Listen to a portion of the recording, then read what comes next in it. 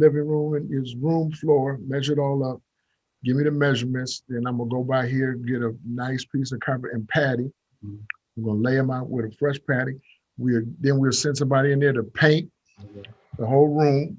Then once we do that, we're gonna mess around and put up a big screen TV so big you have to back up against the wall to watch. Right. Yeah, because I have a 32-inch screen with a stand. So we'll do, your brother got a 32-inch, so then we're going with the 32-inch. And then I'm gonna talk with Will to get that fire stick on there so we can light you up with so many channels that, you know, when you're home, you can be able to watch whatever you want to watch. And that's gonna be a gift from the pop guys to you, Mr. DeAndre Robinson. That's right. Because we believe in you. I don't care what nobody else says. So as soon as we might come by there tonight, boy, you know, after group, because if we're slow, we might come by there and measure you up.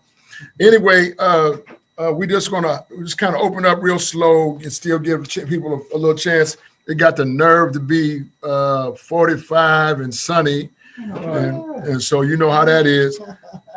Whatever group comes, if it's the first note is light, or if it starts to get warm for a minute, it gets slow. So we're gonna pray for everybody who's not here and be glad to have the people that are here. And speaking of which, we got Mr. Jamel King on, who we haven't seen in quite some time. He's a good brother. And Jamel, why don't you just kind of I'm gonna wait for a few more people. Just give us a quick holler.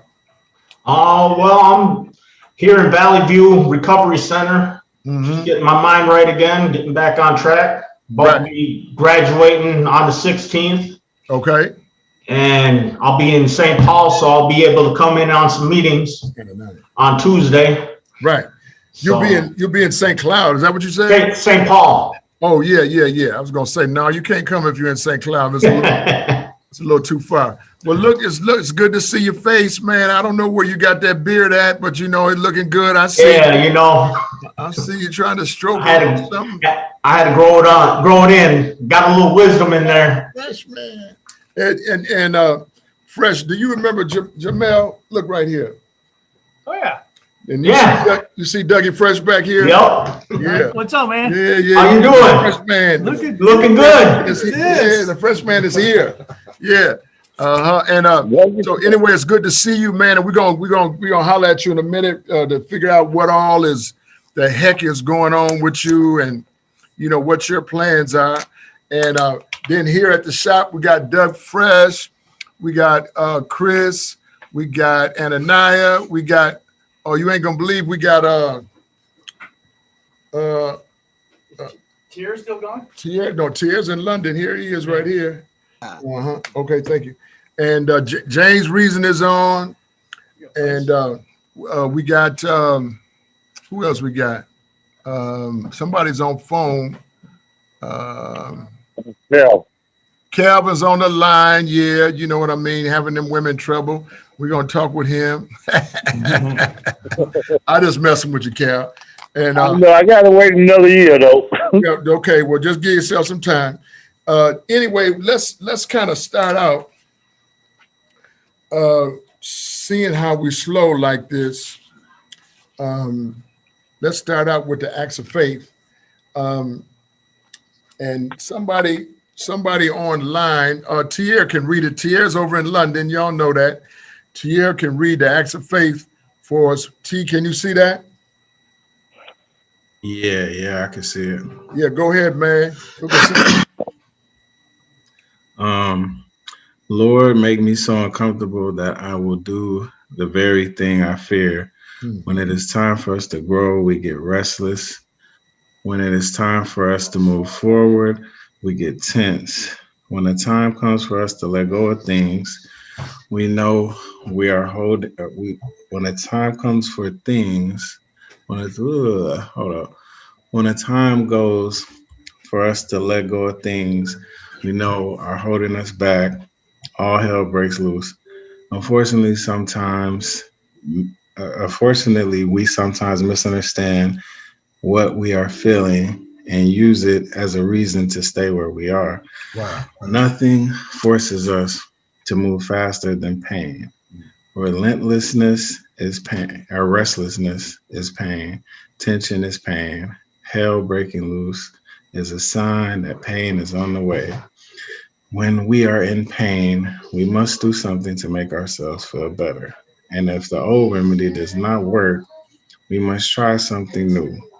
Too many times, we have cut ourselves down to fit into the situation. Fixing ourselves to stay where we are is the very source of our pain. Yeah. If we allow ourselves to live with a constant dull ache, it means we are not getting the message. But you can be sure all dull aches eventually turn into throbbing pain. Wow. Pain, yeah, pain tells me there's something wrong. Right. Reflection. Mm-mm-mm. Where is your Yeah. life hurting? Where are you hurting yourself or others in your life? What is the call Mm-mm. to action you are denying, Wow. avoiding, or dismissing? Boy, that's good right there. Man. Give that Yes, boy a little sir. hand from over there in London. So Tierra, we're gonna start with you on that reading. What is your reflection? And we're gonna go to everybody because we're small enough for everybody to get a chance. Um, Eric, I see you. my reflection will probably be my situation with my younger son's mom. Um, just having that pain, or seeing my son suffering um, at the hands of me not taking the action to take her to court right away. Um, it's kind of slowly. I kind of see. I kind of see it. I see the. I see the residue of that sometimes, and I know if and when I do, I'm trying to kind of play chess with it. But yeah, it'd probably be just the situation with my son and his mom. Wow. Yeah, that's Mm. good, Tierra, because you know, it's I was thinking, man, about your fiance and her pain. And in some ways, kind of wanting to, stay there with the thing as it was. I mean, our loss of our loved ones, we desire, we really, really, really thirst and desire to have it like it was. Mm. But then the truth of the matter is it can't be like it was. It can still be something that's beautiful, but not like it was. And that's a hard thing. That's such a hard and difficult thing to deal with, the loss of a loved one, not just a family member. That's one thing. Hey, Strawberry. But I'm talking about the loss of a loved one, somebody you loved them, and then they gone from your life. Ripped from your life, yes, and the pain of that and the anguish of that is horrific. Yet, according to the reading, uh, that tension is pain, and breaking loose is a sign that the pain is on the way. When we are in pain, we must do something to make ourselves feel better. And I like what the fact that Thierry, y'all know this, has traveled to London to be with his fiance, so that to help her deal with the pain. So while you was thinking about one thing, brother, I was thinking about that other thing.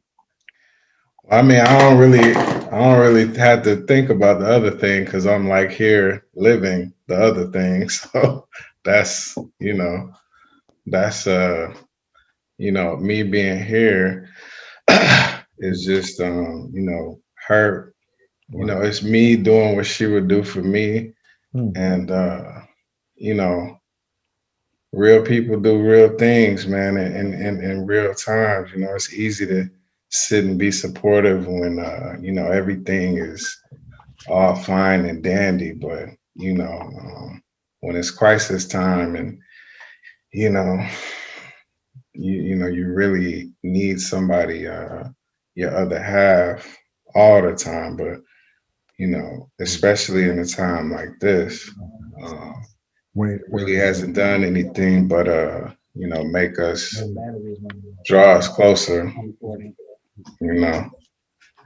And I'm just blessed that you know, I can be here in the capacity that I am at the time that I am, because I can only imagine. So, but yeah. Yeah, that's, you know, that's good. How are you feeling though right now? Are you good, or where are you at? I'm good, man. I'm good. I mean, considering the circumstances, I mean, he was, you know, like I told you before, I was just, I was happy that he gave me his blessing to marry his daughter before he passed. Right.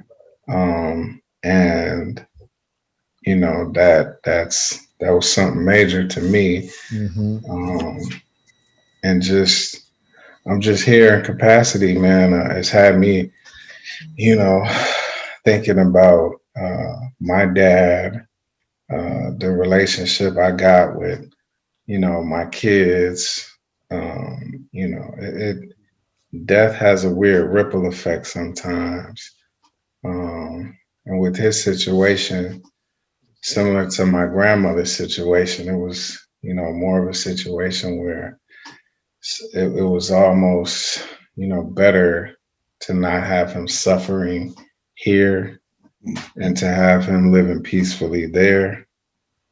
And unfortunately, you know, nobody wanted to see him go, but the pain and the suffering here is over. The worst has happened.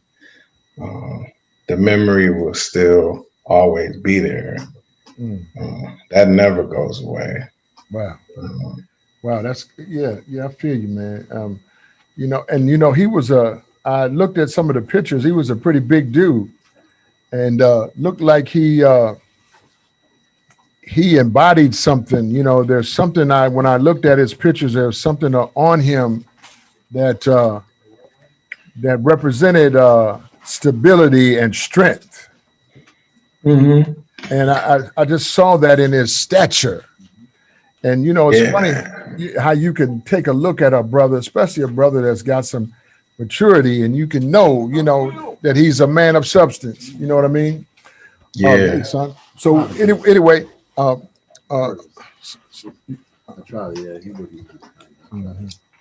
you got to put your phone away now in the group. Now we can't do two things. So now, so look here. Anyway, what I want to tell you, man, we got love for you, and I know I miss you, and you know, we got a lot going on here, but it's good that you are taking care of your primary business. You know what I mean? There's going to be a lot going on whenever you get back, right? I'm coming back next Tuesday, man. Look, whenever you get back, we got a lot going on. Dougie's down there hollering at you. Anybody got feedback for Tierra? What's up, Just go with Dougie? it. Yeah, man. Come on back, brother. You know what I'm saying? Well, I got Please. I got a little feedback, you know, just Solomon. Put the computer down, Pop. Bend it down a little bit. Yeah, push it forward. Okay. There you go. There you go. Push it a little bit more. You got him now? All right, I got him. Perfect. Okay. You know, my mom, you know, I'm gonna reflect, you know, by, you know, relating to it. My mom just suddenly lost her last sibling, you know, and you know, she couldn't go because of her age. They didn't want her traveling to Virginia, and they didn't want recently. Yeah, just recently. You know, and they didn't want, you know, they did it on the computer. They did all of that, you know, and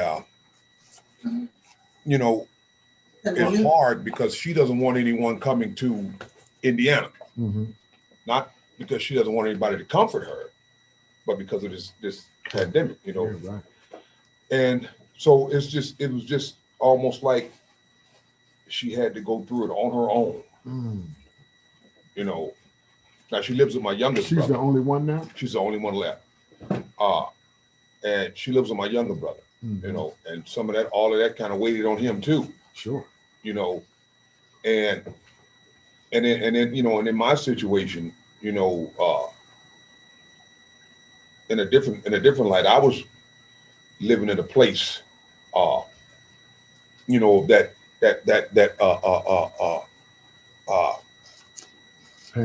pain, you know, because I was trying to stay in a situation, trying to force the situation, and it was always agitating, aggravating, you know, painful.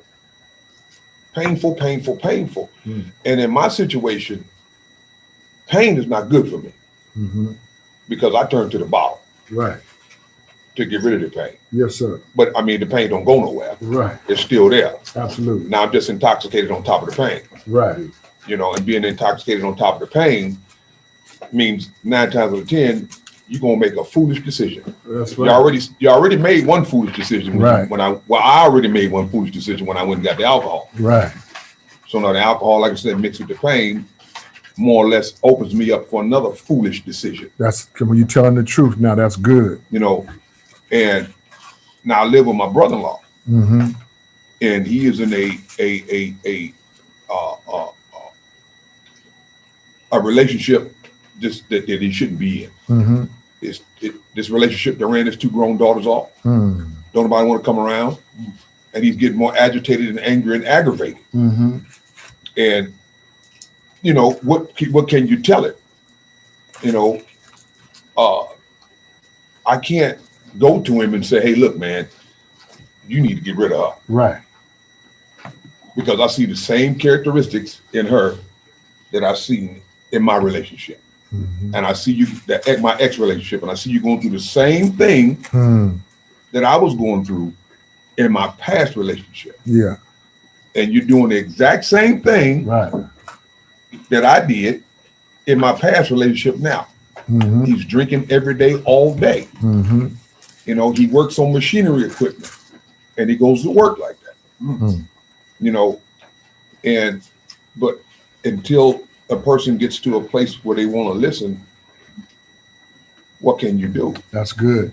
That's somebody, and look, keep on, look, we got Tier, and then now Sal done dropped some stuff. Anybody who got something for either one of these brothers?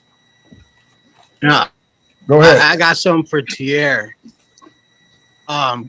Tier, send my condolences to you and to Karen. It's Geronimo, Pop Guy. Hey, Pop Guy, what's going on? There you go.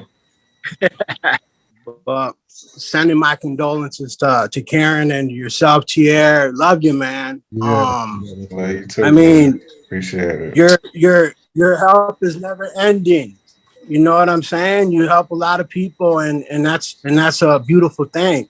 Yeah. And being wanted as a human being and a husband and a man is another beautiful thing for you to share with the person you love and supporting her in this time. And it's powerful, bro. So keep loving and helping others like you're doing. Wow, that's good. That's so good. Powerful, man. Appreciate it. That right there sounded pretty good to me, like some Pop Guy talk. Yeah. So somebody else jump in. Well, Tia, I wanted to say something, bro. I want to congratulate you. You've gone over there, being supportive with your soon-to-be fiance, and that was a good thing, man, because she needed you to be strong so she can know that she still have a man in her life, like she lost her dad. Yeah, that's good. You know, so you keep doing the right thing, man, and everything's gonna turn out good for you, bro. And I'll see you one day when I get back up there. Just remember my name when you see me, bro.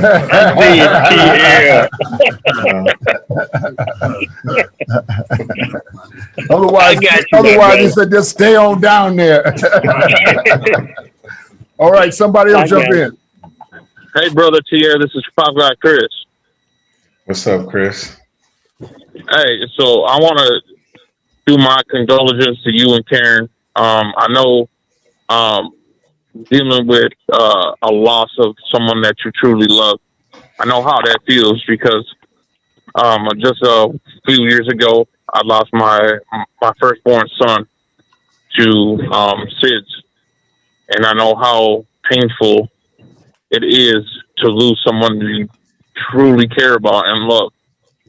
So I want to reach out and say um, I'm truly sorry for you guys' loss.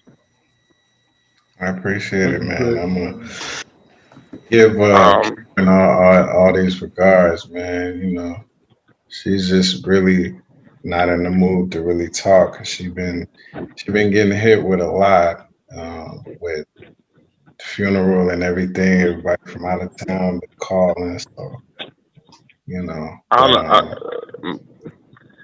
a word of yeah, advice. yeah. We love you, man. I love y'all too, man. I'm not nothing without y'all, man. So you know, Wow, that's encouraging words right there, man. We're all in this together. absolutely. Yeah. Go ahead. You know, Ananias jumping in. Yeah, you know, Speak up, son. I just kind of just Ed and I a pop guy. You know, and I'm just kind of speaking in general, man. You know, I know you've heard a lot from a lot of different people, you know, but you know, the current situation, it kind of puts me in that time when my mom died, and it was like, it was the I was really hurt, man. I mean I didn't really know how to deal with it. And to be quite honest, I really don't even think that I have even really took the time out to grieve my mother yet. Sure. To be honest with you. Sure. I do remember though when they were doing the funeral thing, when you know they was putting together I was locked up, yeah. Mm-hmm. But the thing that I think that, and maybe it was just me, I think that it was, for me, it was a blessing that I was not included with the funeral stuff, just because I think that it would have just made me have to confront that. It would have made me have to confront the fact that my mother was dead. And then for me to sit up here and make plans to bury her, it was something I wasn't ready for. Right. You know what I mean? Right. However, I did write something to put in the eulogy, you know what I mean? And someone read it for me. Yeah. And they did allow me to go and see my mother. Oh, wow. They did allow me to go and see her. I had to see her by myself. Couldn't nobody else be there around me. Right. They took me by myself. Now, was you in Stillwater? I was in Stillwater. Wow. And I still had like 18 years. I'm so impressed with that. Who was the commissioner at that time? The commissioner was a chick? it was a man. What was it? No, that was a lady. it was a lady. Yeah. This- Joan Fabian. Joan Fabian. Yeah. This is the one, but this is what I think why they allow me to go. They called me a model prisoner. Wow. I hadn't been in trouble. I was helping other guys out in the place. Right. You know what I mean? Right.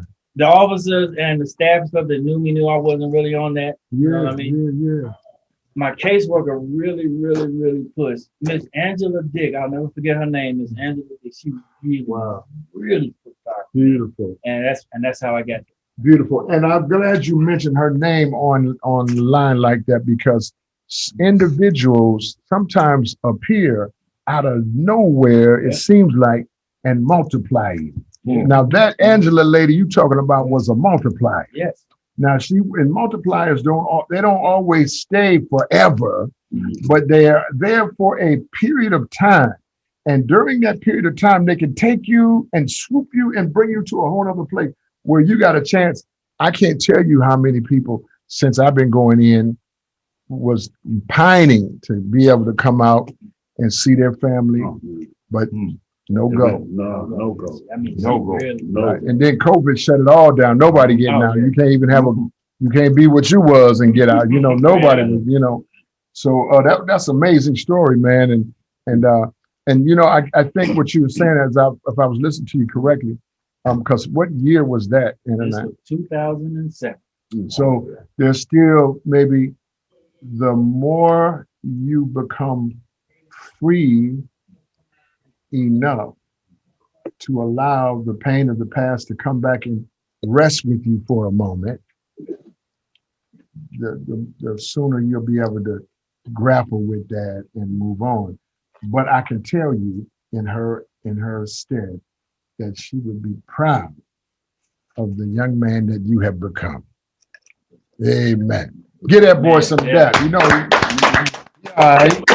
Hey, I love you, TF. You know what I mean? And you know, and I know that's a difficult time. And you know, I haven't reached out to you, but I know you've heard a lot from a lot of people, man. But I'm just gonna let you know my heart is with you, bro, Wow. and your fiance. All right? That's good. Appreciate it, bro. That's good. That's good. That's good. Oh, it's all love. Yeah. Somebody else jump in. It could be about the reading or about what Solomon said, or have to do with what Ananias just shared. Anything that. Go ahead. All right, well, this got a little mixture of everybody in there, including the reading. Now, Yeah, somebody- miss you, bro. Everybody. You know, I can tell you ain't in the country too. Yeah.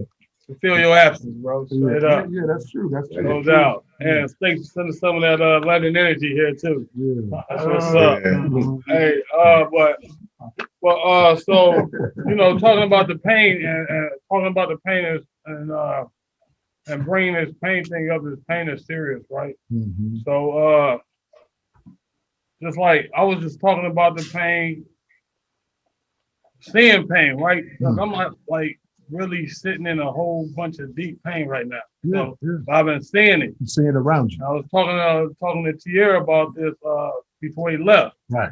I was like, man,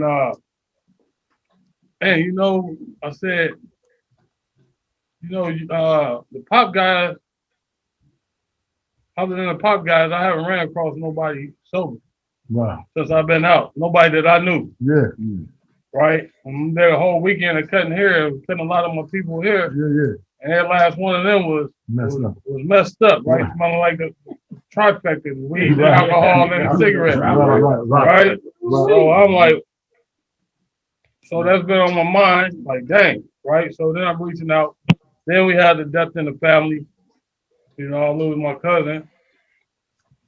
And it was a house of four, my uncle, my aunt, my two cousins. Three of them gone. And since I've been gone, they all died within a year of each other. Auntie and mom, son and mom just passed. His mother passed in December.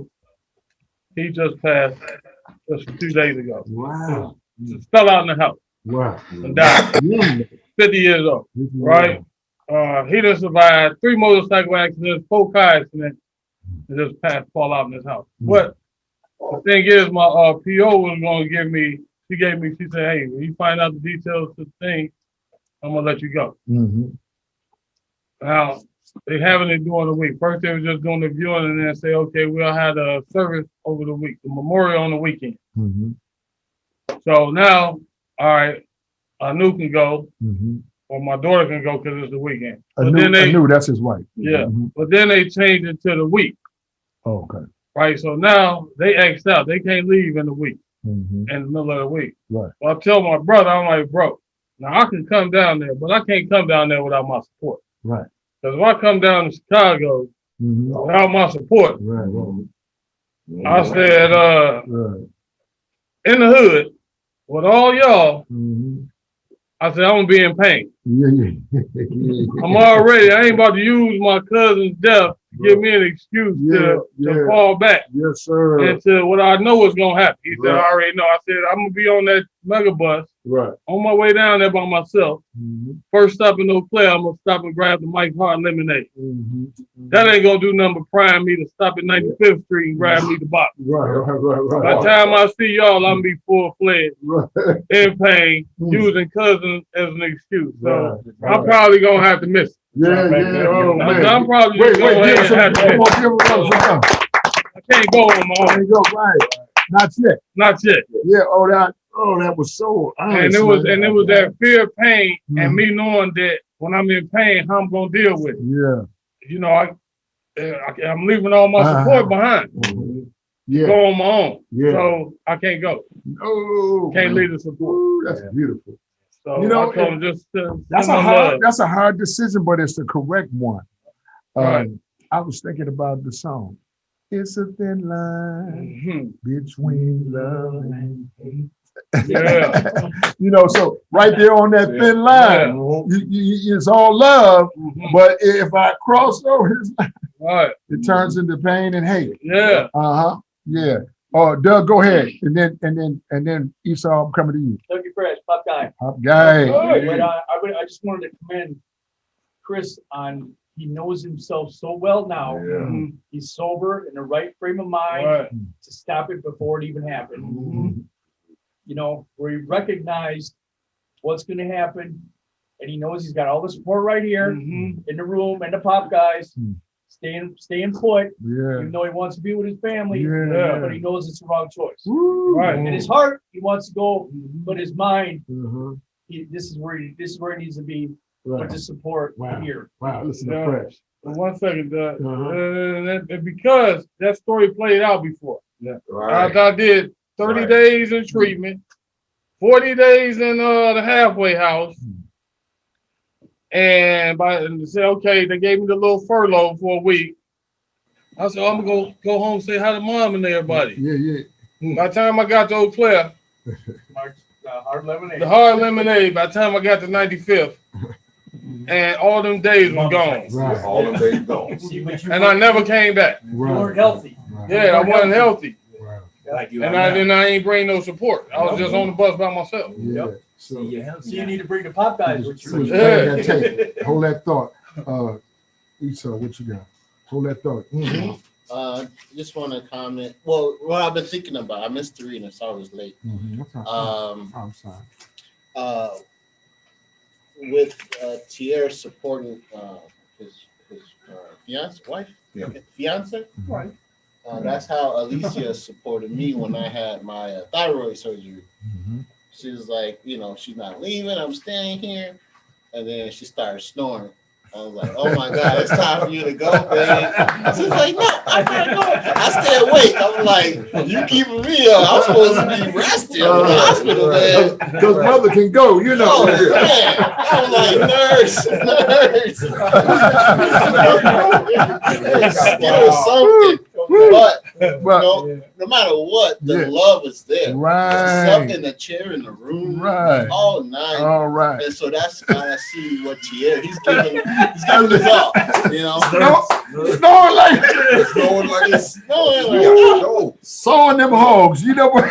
Man, that is so good. Get that boy some love, man. Oh, I needed that somehow, man. I really needed that. That was a gut buster. I really needed that, man. Sometimes you be needing to laugh, y'all pent up and stuff.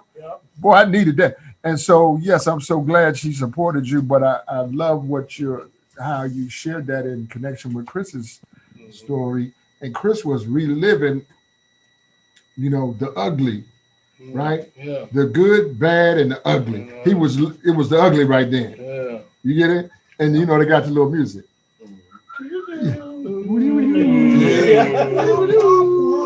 Yeah. See, and that means stop in Eau Claire. Wah, wah, wah.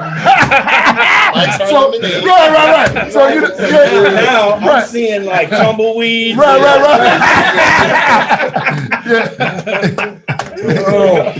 He said, okay, punk. No, well, I just mean sometimes you got to have a laugh about it, but it's some serious stuff, and the serious stuff. Sal had something he wanted to share. Go ahead, Sal. Yeah. With Chris, I wanted to relate to that. My stepbrother did me a favor by wanting to talk to me on Duo. Well, right now he lives in Indianapolis, got his own auto shop, make good money. He say, bro, look, what you need to do, man, is you need to transfer your parole down here to Indianapolis, right? And come hang out with me, and I'll make you can make some good money with me. Right. I said, this man drinking, snorting cocaine, and smoking weed. Right. Now, I done got a little loose up here in Minnesota, right? Yes, sir. With my support, with all the support around. Indianapolis, I ain't got a stitch of support. I go to Indianapolis, two things gonna happen. Well, three things. Three things. I'm back. Number one. Buck wild. Buck wild. On the liquor and on the weed. I ain't never did no cocaine, thank God. Number two. Number two, somebody done killed me. And number three, I'm in the penitentiary because I done killed somebody. Wow. You know, and I looked at him and it scared me. And then even though that was your flesh and blood, and he really didn't mean it like that, right? But he did mean it. And then you looked at what he was talking about and made a judgment decision. I'm looking at him do all this stuff. Right. I'm like, man, I'm not going nowhere near Indianapolis. Right. I'm gonna stay right here in Minnesota. Right. Give him a little hand right there. Some good thinking. Anybody we're gonna throw it back to anybody that's on online tonight that got some feedback. Just jump in. Hey. Hello. Who? Me next? Yeah, go ahead. Well, let me introduce myself. I'm Eric Washington. All right, and I'm a brother. Senior pop guy. Senior pop guy. Senior. Right. And now that you've been formally introduced. Hey, first I want to say hey to Tier. I caught the ending of what was going on. I guess his girl's father died. I heard him say something that he gave you his blessings to marry her, which is huge. Yes. You being down there is support. I say support is everything. That's just one of my lines. So you being there, I'm sure is just huge. Yeah. So, you know, my condolences on that piece, but thank God you're there so you can support your future wife. Right. Beautiful. Right. I wanted to tap in over there with Chris Sherman, my barber. Chris Sherman reminded me of me. I heard his balance and his structure. I heard his fear of, you know, just giving everything up. See, it's like you played the tape. I still do that. I did that a lot early in my sobriety and just didn't want to cash it in again.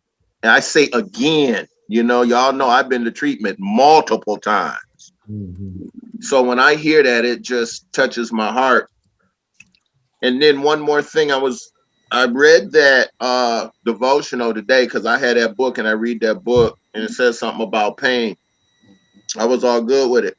I get it. And then this evening, I was talking to a restorative justice lawyer, possibly looking at some pardons or some expungements, which isn't going to happen. But I'm going to tell you where some pain was, and the pain, it's serious because I had to rehash my past, man. I had to talk specifically about the crime. That crime was 12 years ago. I got 2 domestics. They're like 30 years old, but it's ugly. The grimy, it's still grimy. It's still ugly. And I did it. You understand what I'm saying? And I understand that, but I had to talk about it. I thought it was, you know, just roll off my lips. I was like, man, I did some grimy stuff, dude. I said, we don't, you know, we can shelf the, you know, ain't no pardon gonna happen. After I started thinking about what actually happened, and I ain't never read the actual damages that was done. I was just charged. You get your charge. They don't tell you no details, but that would come up. I want to know now, so I'm gonna try to see if I can get those records. I don't know if you can or not because I don't know exactly what I did. I know somebody got hurt, but I don't know to the extent. So that pain but that pain, it's good because it's still letting me know have a seat. that I got compassion, man. I ain't that dude no more. And man, it's like, it's ugly, you know, but where I'm at today is still fantastic. But when I look back there, it's still ugly. Wow. Yes, So sir. Eric, now that was powerful, man, But you're saying that you were pursuing the pardon? I was visiting the option, the possibility. Mm-hmm. And and the lawyers, man, see, I got some good support, man, on the federal level. You understand? Yeah. What's good about that is that my character and who I am today, they say, hey man, I'm gonna look this up for you. You know, I'm gonna see what we can do for you. But then after we talked about it, she was like, no, that's probably not gonna happen. But the good piece that came out of it is possibly some restorative justice in there to the victim, which I tried to do when I was in prison. I told them I'm good for anything that has to do with that. But yeah, I was visiting it, but we're gonna have to get at some time and probably look at the restorative justice level of it, which I'm cool with. Well, you know, great information, and you know, I appreciate the way you're facing the circumstances of your offense.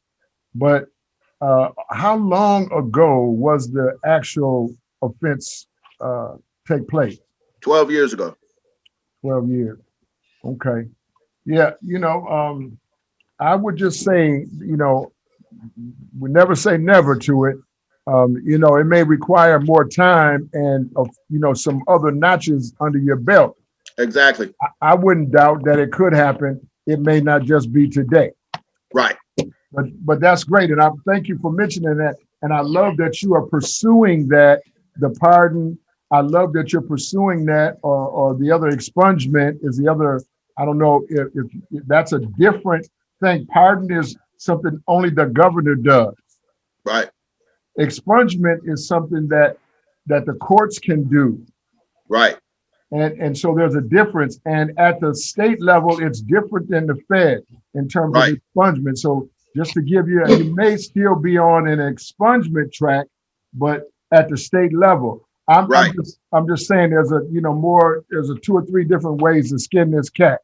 At the state level, expungement is a next step, and you quantify your reasoning because you share what is the case keeping you from doing now. That's the juxtaposition that you're presenting the court with, is why this thing is preventing me from moving forward with my life after 12 years. That's expungement. Right. So anyway, but man, that was great. And thank you for that your commentary to Tierre and to Chris. It is all beautiful. Donald walked in with an old guest. Brother Broadway is here. Cisco, Cisco is here. And I ain't seen that boy in I don't know how many years. You still look the same, no? Right. And so just introduce yourself real quick. Yeah, man, Cisco, man, real name, Lenny White. Lenny White. Been out for about 5.5 years. Yes. Lord is good. Yes, sir. Okay. Yeah. Right. But there's some roadblocks, man. Uh-huh. I can relate to what he's saying. Because in 1998, I had a kidnapping, pled guilty to false imprisonment 19 months.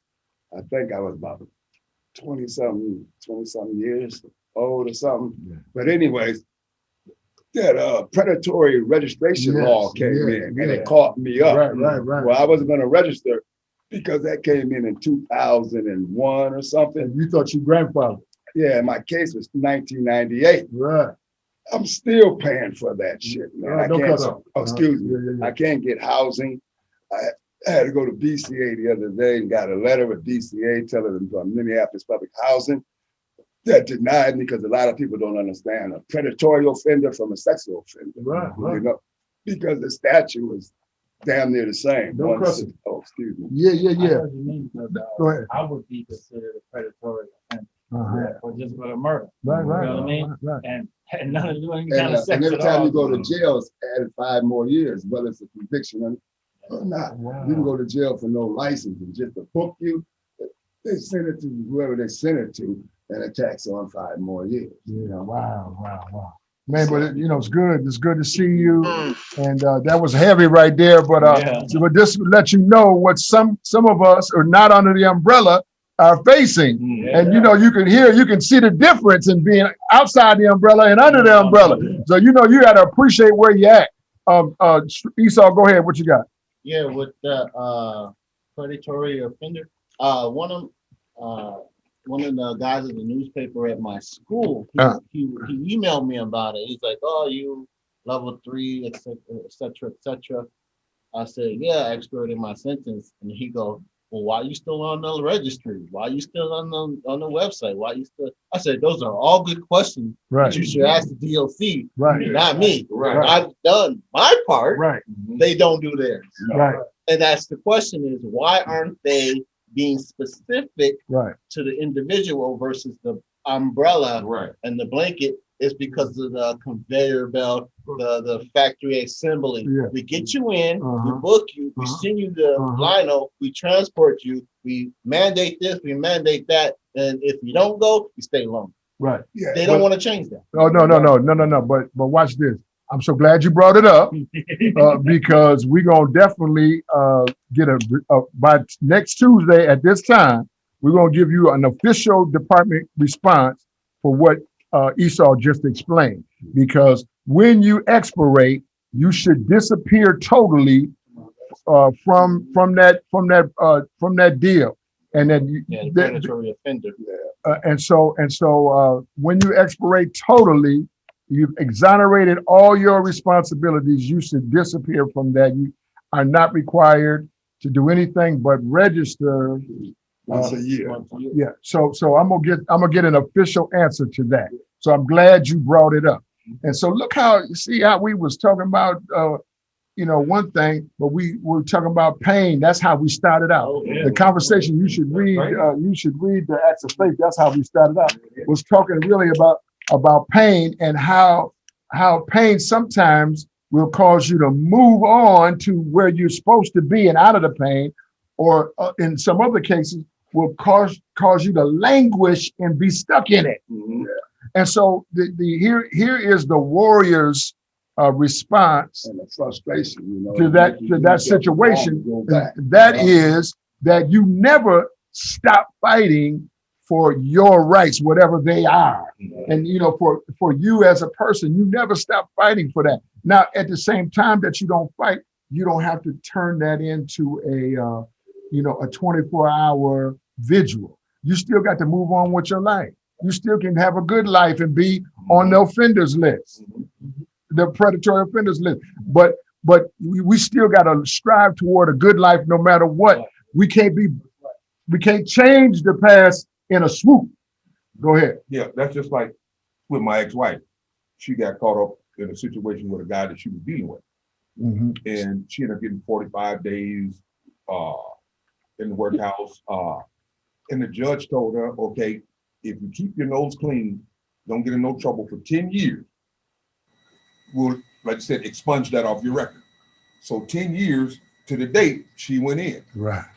And she said the judge looked her in the face and told her, well, you got a bachelor's degree in general management. And you put yourself through school, a single mom, went to college, making $80,000 a year. She said, we're not going to take it off. She said, why not? She said, because it didn't stop you from being successful. See, that's what you got to prove. Right. So right. To that point, she didn't bring the cause as a plaintiff. She went in there asking for justice. Right. Yeah. Hey, let's take a break. Hey, Ross, is that you? Hello, sir. Hey, this is Brother Ross Landro, a pop guy from out in Lino Lakes. Give him a hand. Brother, give us a check-in on how you doing. I'm doing great. I go to my meeting next Tuesday. Right. So tell me something I don't know. I know. That's why I called, because I know my caseworker just told me that you sent in a support letter for me, and I'm just calling to tell you how much I appreciate it. But I already told you about 4 years back, or whatever, what we was going to do. I know. And so we're going to be right there with you. And that's where we're going to be, right sitting at this table. Now, what you probably, and I feel, I know I have a good feeling about your chances to move to the next level, man. And we got a couple brothers sitting in the room who have been through what you have been through. And, you know, they move through that level. You may be VOA, maybe Eden House or something like that, but Ashland House. But you know, you coming, man. You've done it. You've done it, Ross. Mm-hmm. Yeah, I already bought a truck. I'm ready to go. Ready to go. Were you able to obtain your driver's license or no? Yeah, I gotta get a driver's license, but this truck popped up. My mom's husband came across it, and you know, I mean, I couldn't resist it, so I got it. Right.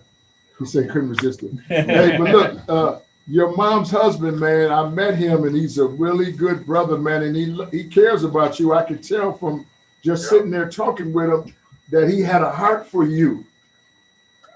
And I appreciated meeting him and your mother. And I'm excited for you, Ross. And I'm also remembering Ian James. And you and Ian and David Islam, man, y'all just really looked out for each other in a real beautiful way. I just want to tell you that. And when you get an opportunity to walk, you walk in your walk, but you're also walking some of the walk for Ian James, man. Oh, I represent, just like you said, represent. Absolutely. I gotta represent for him too. Absolutely. Absolutely. What about where is David Islam at now? David Islam was just here. I don't know where he went. He was just filling out his commissary slip. He's probably buying some cookies or something. You got him some cookies. You know, a man got to have some cookies sometimes. You know what I mean? That's important. Mr. Owens? Yeah, he's talking to his mom, I think. Oh, well, we don't want to break that conversation up. No, we don't. Yeah, you don't want to get into that. But Ross, you got the number right, and so as soon as when you touch down, let us know. Call us right away, and we'll have some of the guys come over there, check on you, and see if we can assist you in any way. Okay. All right. Great, sir. And if you see, have a great night. I appreciate everybody, and I'll be seeing you soon. give him a pop guy on 3, 1, 2, 3. Pop guy! Pop guy! All right. What was you gonna say, Don? I wanted to ask you what happened to Hey, wait a minute. What happened to Wolford? Wilford? Yeah. James. I already came back. That's all I know. Wow. Donald, that's the question. Right? Yeah. He's still in there. Okay. No, I know, man. I know. We, you how the news, bad news travels too fast. Yeah, nobody here, nothing yet. I'm good, though. Yeah, got it. Heard nothing yet. Okay. All right. All right, we'll let you go, man. We got love. Give him a hand. Give him a hand. Yeah, that's beautiful. So look. Wow. Man, that boy been down a long time. Yeah. And then he got 36. Yeah, 36. Yeah. So he getting ready to come. He's been walking it out right, and he's already in minimum. He didn't have no issues there, So I feel, how that is. But with a life of, you got to be trepidatious. Yeah, but I'm optimistic. You get it, like I was for you or you. You know what I mean? And I'm optimistic that this thing is going to go down. And I want to have him with us, man. He's a good brother, and he was a representative, top representative. He did a good job. Once he got in, he was in, Anyway, we had been talking about, and were y'all able to hear that conversation online? No, not really. Yeah, I heard it, Pop. Yeah, I'm real sorry, but that was one of our Pop Guide lifer sons who's getting ready to go to board on Monday.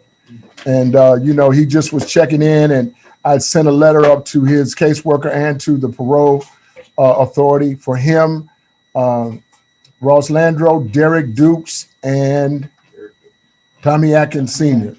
I sent it. Yeah. So these are all pop guys, and we're trying to get them all to come home, and Tommy Atkinson put it in, you know, and you know, he's been walking it out straight. Tommy is a brother, lifer brother, who got his son, Tommy Atkins Jr., right with him. And Junior keeps getting out, but can't stay out. And then yet Tommy has got to deal with the fact that he wants to be helpful, but he can't risk, you know, meddling with his son, because his son is, you know, is buck wild, and he can't blow his deal. Right. It's a huge kind of a deal, you know what I mean? That's 22. Well, and 44 and all them, you know. all of them. But he deals with it, man, and you know, he deals with it. You know, Tommy, they practically raised me, man. I mean, But that's Hold on one second, go ahead. sorry. No, I was just thinking, like, I'm talking about since a baby back home in Chicago. Oh. Tommy and Michael Scales, you know, so we used to call them Pep then, but hey, they all practically raised me. And Mike is either out or he's going to board too, though. Yeah, he's going to board. He's going to board. He's going to Yeah, board yeah, too. yeah, he was going. Yeah, he's going to the board. Yeah, he called me not you too know long what? ago. He called here. I didn't. I didn't respond. I'm gonna have to look into it. But yeah, Big Mike is going. I think he's going on Tuesday too, or Monday. You know. I was here in Minnesota when he caught that case. Okay. Okay. Wow. Yeah. They all go on Monday. They go on Monday. Which come on Monday. Yeah. They all come on.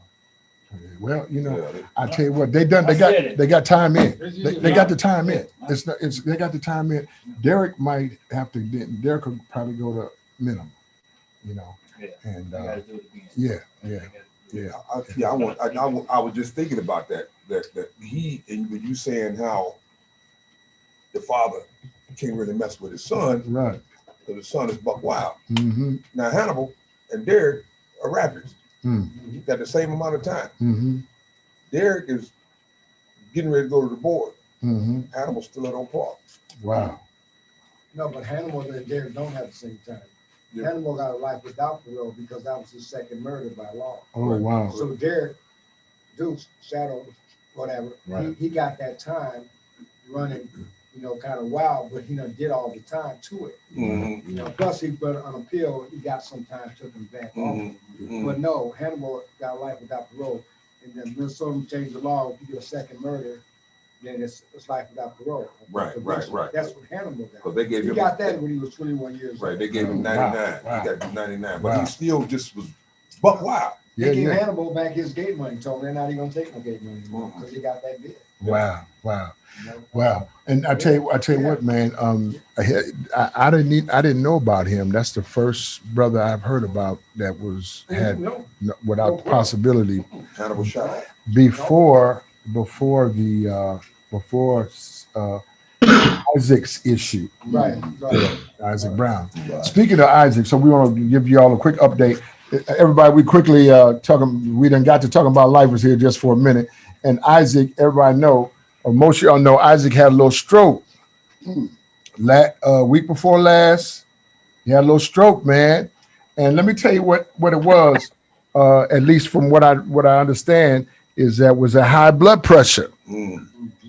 And so just the FYI, for all of us in here, now if you was on that blood pressure medication when you was in the joint, you still need to have it. You may be able to, depending on what strength it was, I don't know, but you may still need to have that medication. Just because you've come home and we're glad of it, that doesn't mean that your body can completely manage all of that. Now Isaac had stopped taking his blood pressure medication from the day he got out. He didn't take it no more, and just slowly it just eased up on him until all of a sudden one day here a couple weeks back, he was with Baba, Anthony Fletcher at work, and then he started talking strange and making some strange comments, and Baba said, "Man, you having a stroke, man. You need to go to the hospital."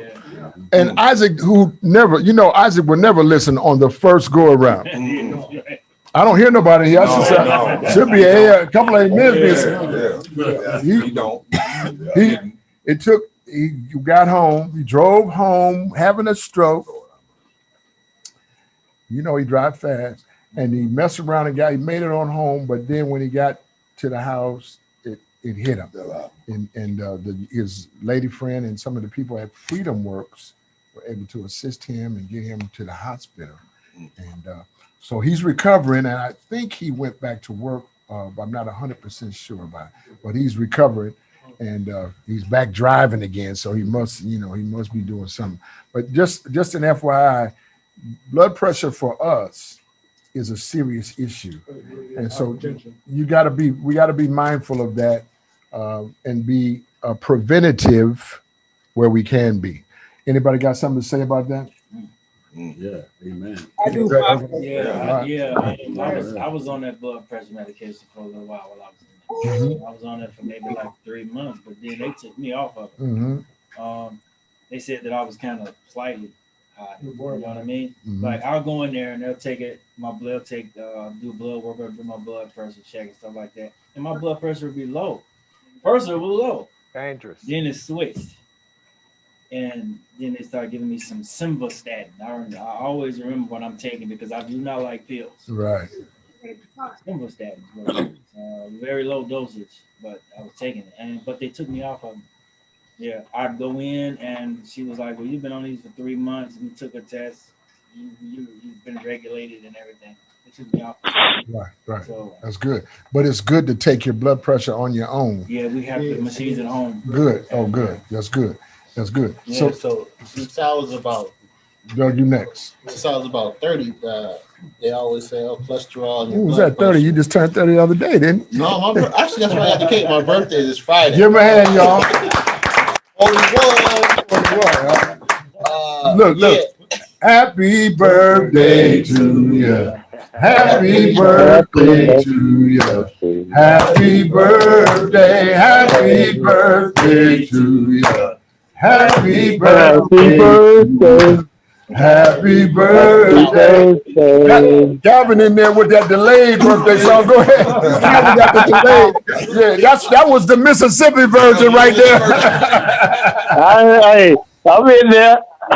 That's right. No, absolutely. We appreciate that. But go ahead, son. I'm sorry. So they was giving me warnings ahead of time. We don't want to start your own blood pressure medication. So watch your diet, watch your salt, your intake. And then a lot of times they'll say, "Oh, black man is this and black people is this." And so we expect it to be such higher than normal. And so I was like, okay. And then about 37, did the physical again. It was like, yeah, it's really close for you to be starting medication. You gotta measure yourself, watch your soda, watch your salt, and all the sodium, and your cholesterol. You got to bring that down. Not too much butter and all that. So slowly over the years, I'm getting to it. Went back. There's like, we need to start that medication. Right. And so, but it's only 5 milligrams, but it takes the swelling out my feet. It takes the little dizziness, little like spots. I haven't seen that in 2 years. And my feet's been, but mainly the swelling and the extra fluid is not there. Right. And so this basically they say once you start that high blood pressure medication and you don't manage your salt and diet, etc., you're gonna be on it for life. And when you stop taking it, you're gonna feel it. Wow. And so I take it, like I said, I take it serious. I keep it next to my phone in the morning. So I pop it, take my pill, and start my day. So, yeah, hold up. Go ahead. So to make it to 42. Yes, sir. With no strokes and all my limbs. Right. I gotta follow that doctor's order and watch my diet. Absolutely. And man, thank you for sharing that, man. That we need to hear that. Go ahead, whoever that was. Go ahead and holler. That was me. That's Brother Rashad. I'm at home. My family couldn't make it all the way out over north. I wish I was there today because this is a very, very important topic. I actually switched to a complete vegan week before New Year's, and we've been going strong. And I say that because earlier the conversation you all were talking about generational curses with my man who's locked up with his pops, right? That's a generational curse. But like you just said, brother, all right, people, they'll have you thinking you're predisposed to high blood pressure, hypertension, diabetes. Oh, it runs in my family. No, it don't. we have these generational curses with the way we eat too. And I know I'm saying that to a bunch of people eating a room full of chicken right now, but at the same time, hey, that's something you need to think about. If you have to take medication which treats the symptom, not the actual cause, right? You need to really start looking at your intake. That's your body trying to tell you something. You know what I'm saying? And if you really want to make it to these longevity years, you really got to start thinking about the things you consume, because that's what's killing off our people. We're not hypertension, high blood pressure, all that stuff does not run in your family. That's not a genetic issue. You eat a certain way because your dad ate a certain way, because his dad ate a certain way, because his dad ate a certain way. So now it's all, you know what I'm saying? And now all of that stuff is trickling down. So that's really something we got to think about, y'all. Our black community is struggling right now because of the food we eat. You know what I'm saying? We're leading almost every statistical category in food disorders, right? Because of the food we eat. We got to really start thinking about this. I'm gonna push it for you. And Abby has offered to cook a meal for us one of these Tuesdays after correspond with Pops to show you guys what veganism is really about, man. Oh, that would be I hope good. it's something that you all would a few of y'all would embrace. I'd love to introduce it to you. Okay, well, let's give her a hand for that. We're gonna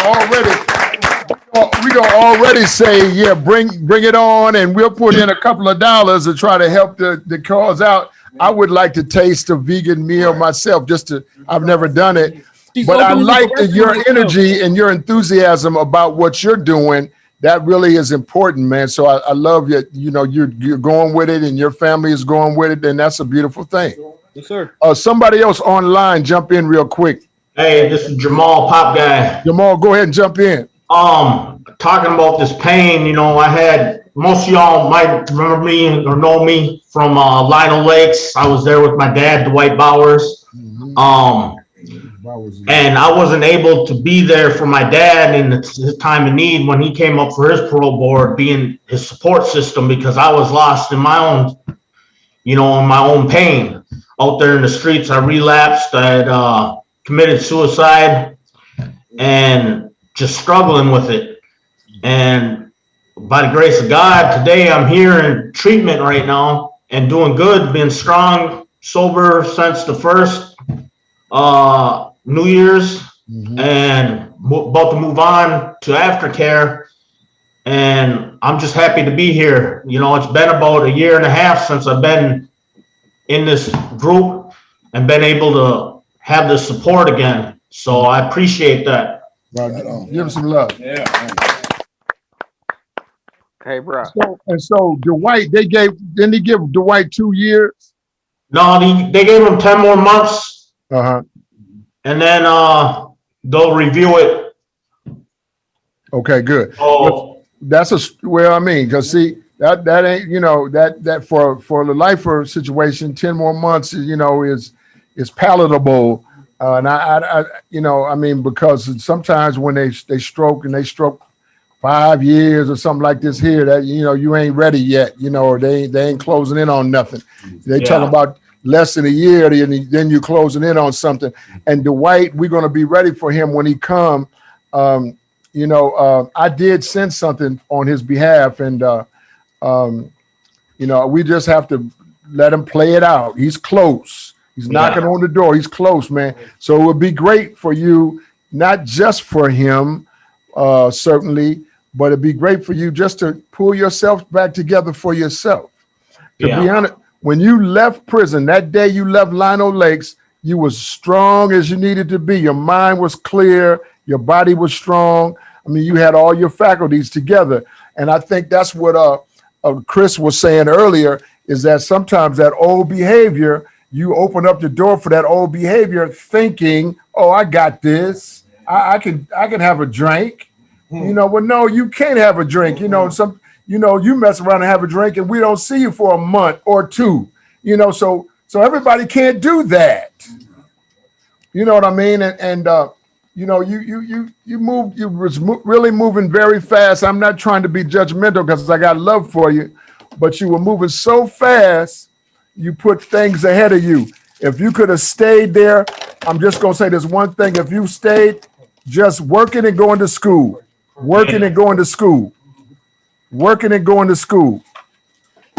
See, for me, I was moving too fast. I jumped into a marriage after 2 months of being out. That fell through. Don't have that no more.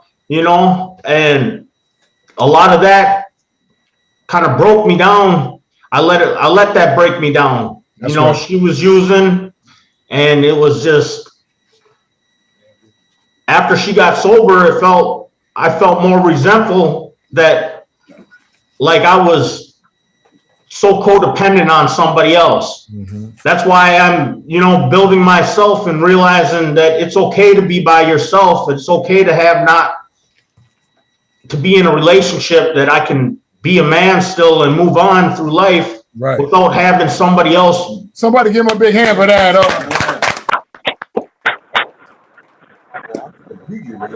Doug, get some of that. Hold up. Come on, Fresh. What you got? I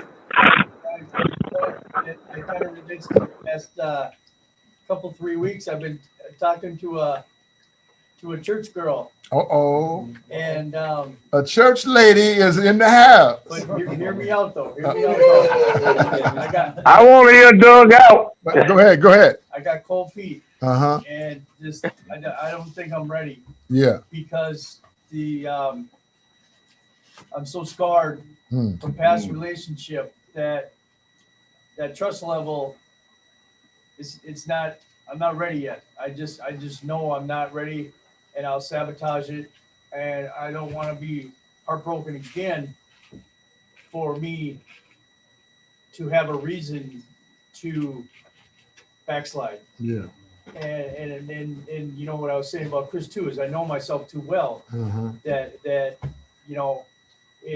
opportunity is good in my mind for that, but at the same time, I just knew in my heart it wasn't ready. Okay. And so I recognized that, and I put the brakes on it. Wow.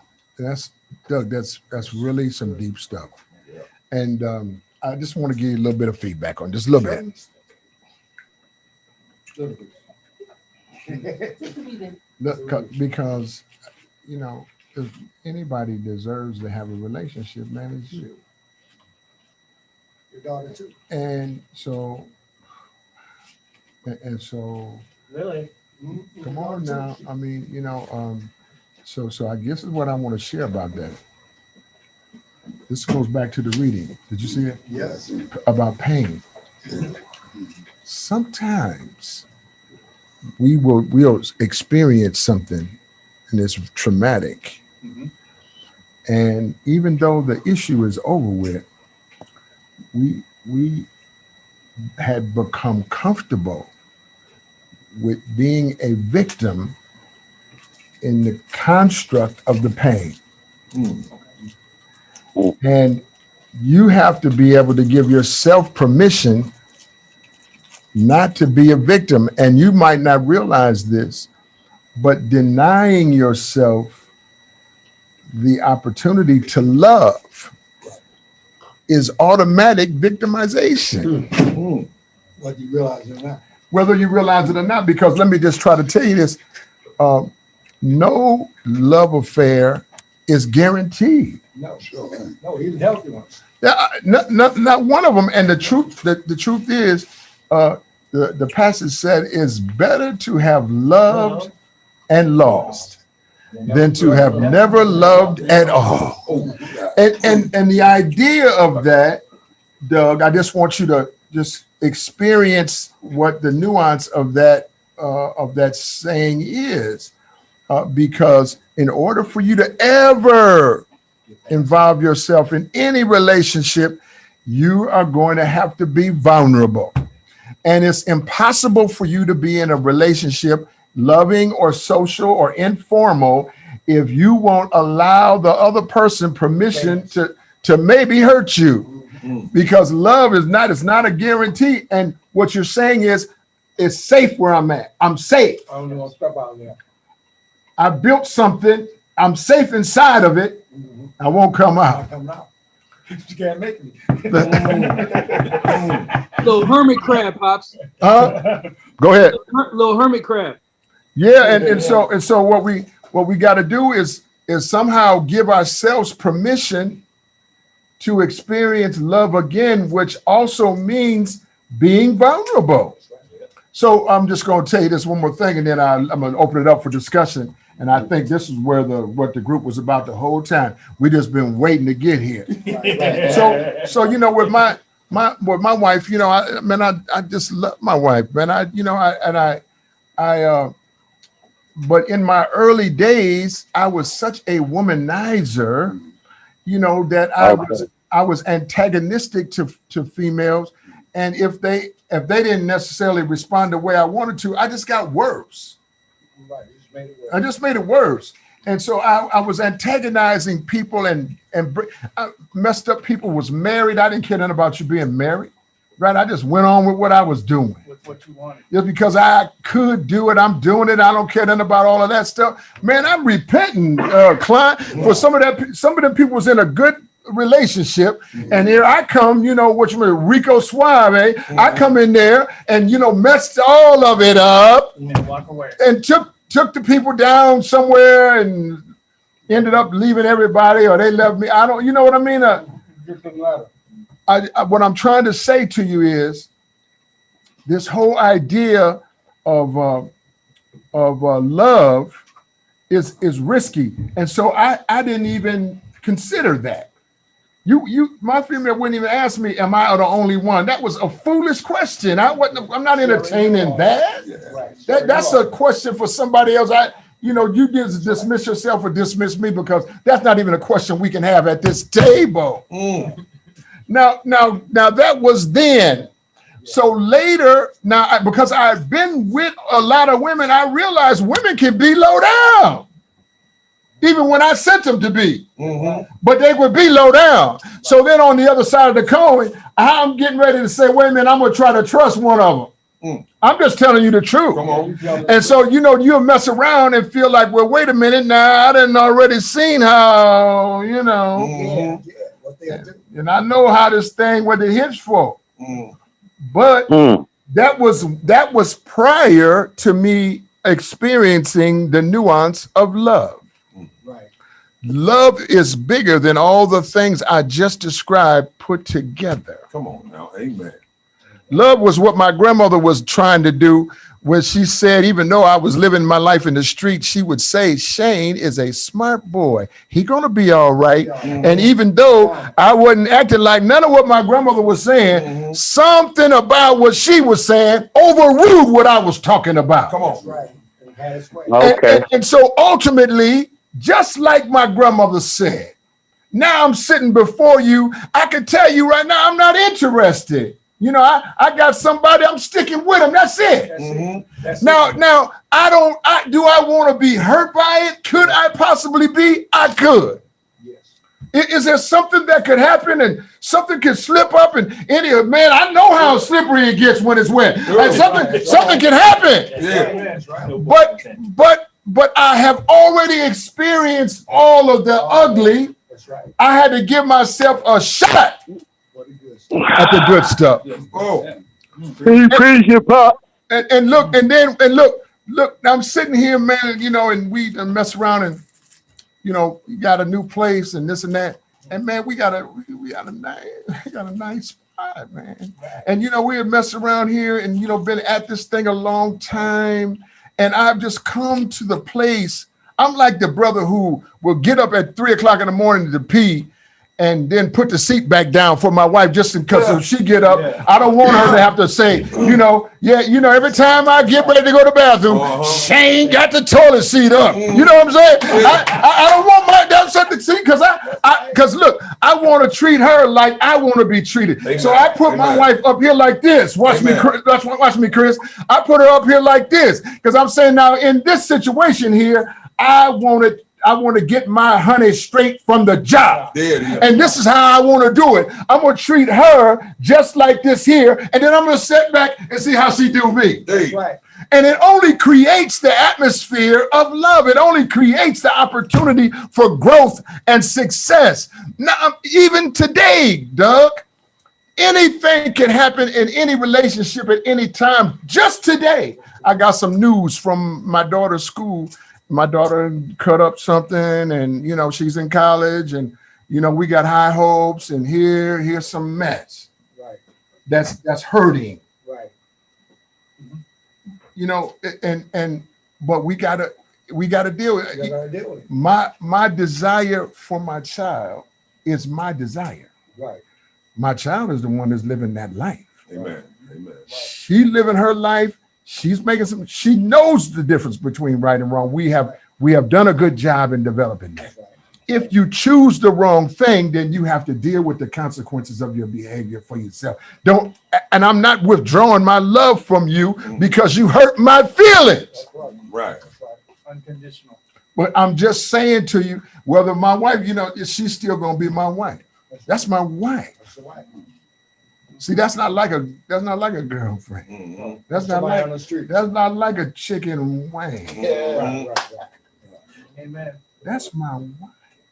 And when I finally realized what that covenant meant, right? He said, he who findeth a wife findeth a good thing. They were talking about me. And I submit that they're talking about you too. Now, is it a risk? Is it a gamble? It is. But brother, it's worth the risk. Now, I said all that not to push you toward anything, only to get you to recognize you have the power to have a successful relationship. Just like you had the power to stop using, like you had the power to get your daughter back in your life, like you had the power to get a brand new car, and you had the power to buy you a house. You have the power. It's in your hand. Utilize that. Go ahead. Yeah, I had something for you too. It's like, Doug, it's like when you said that, I'm pretty sure everybody at the table felt the vibe of it, right? It was like you were saying, I'm afraid, I'm scared. Like you said, I'm in that room, I'm in this shelter, I'm in this box, I'm not coming out. But if I do, I'm gonna peek out first, and I'm gonna just, to stay safe. And I think everybody felt that. Sure. But when you said it, when you started off, you said, I met this Christian lady, right? And just from that very opening line you said there, you're talking about a spiritual encounter, right? Whether you know it or not. I mean, That's good. You're talking about a power greater than yourself and greater than her that's trying to put y'all together, but you're saying, no, I'm gonna go. Right? And I felt that when you said that, and I thought to myself, just like you said, you're not really cheating her as much as you're cheating yourself out of what is coming to you.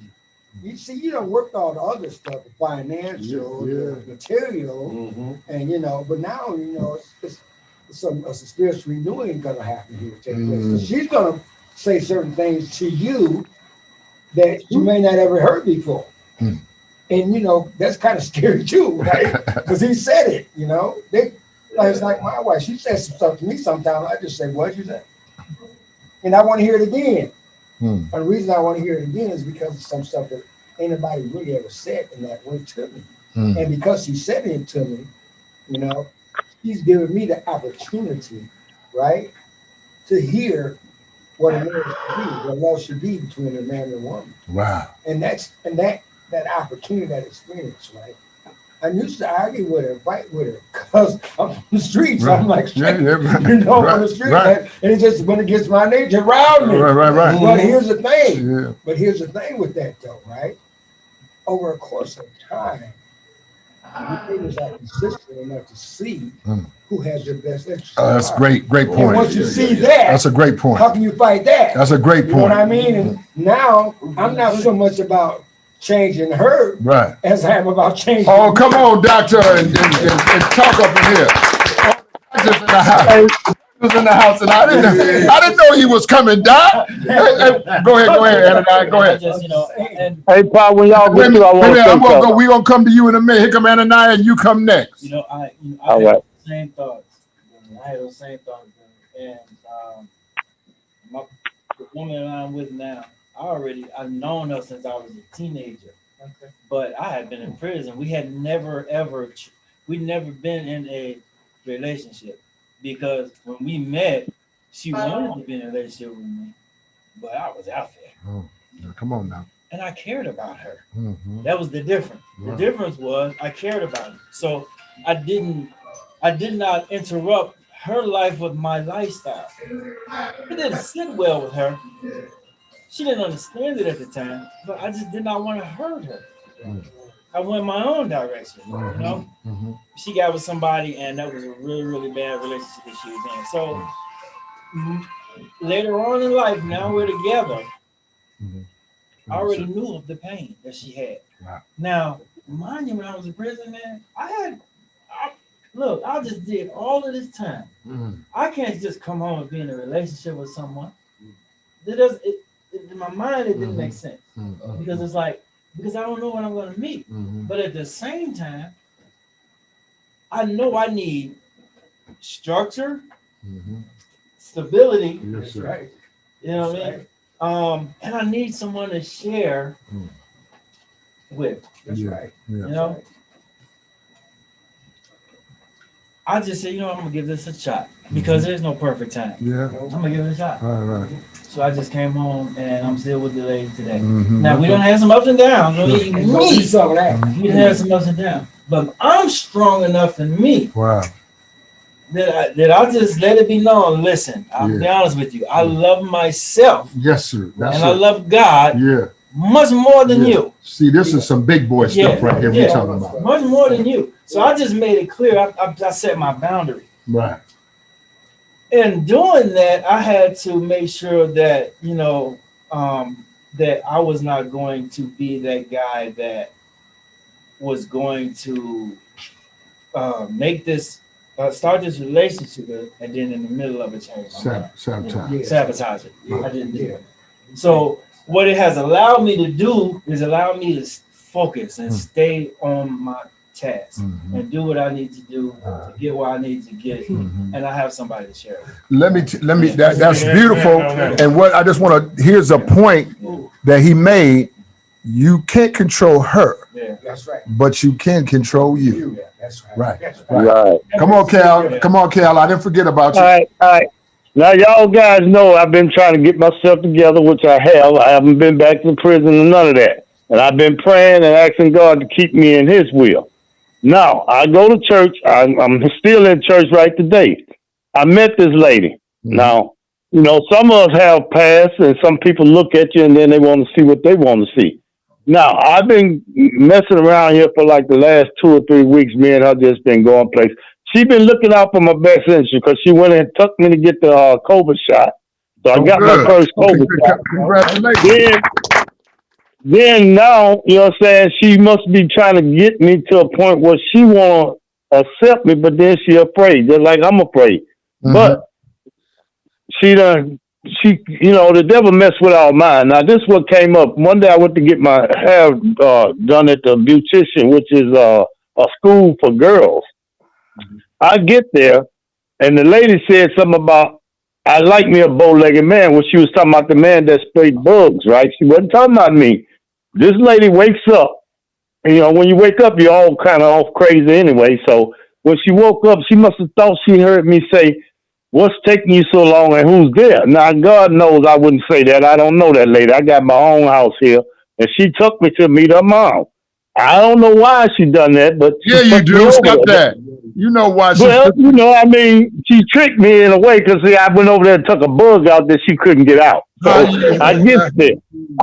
I beat her mom, you know what I'm saying? So then a couple more days, she came back with this thing. Now, I might need some feedback because I need some of you guys to kind of make sure I'm not going backwards. Anyway, when she said that to me, I said, well, you know what, Sister Rita, I'd rather walk to the house. I'm not going to get in your car and man, you be bickering about something and I don't really have that point in you yet. I said, I'll walk home. No, let's just pray about it, Brother Washington. I said, no, I'm going to walk home because I don't want to feel upset and I want you upset. So then she came back and got me again. Now, she took me, she said, Brother Washington, do you want to go to this doctor appointment? So I guess she's setting stuff up for me and she must like me, but she's trying me. So she got to the doctor office and she said, you know, the lady wanted to look at my income because I had said I get direct deposit. Yeah. So she wanted to see how much money I get on my bank thing. So now, you know, I'm trying to be nice because I want to be respectful. So she said, well, I wonder could that young man over there help us and get me a screenshot?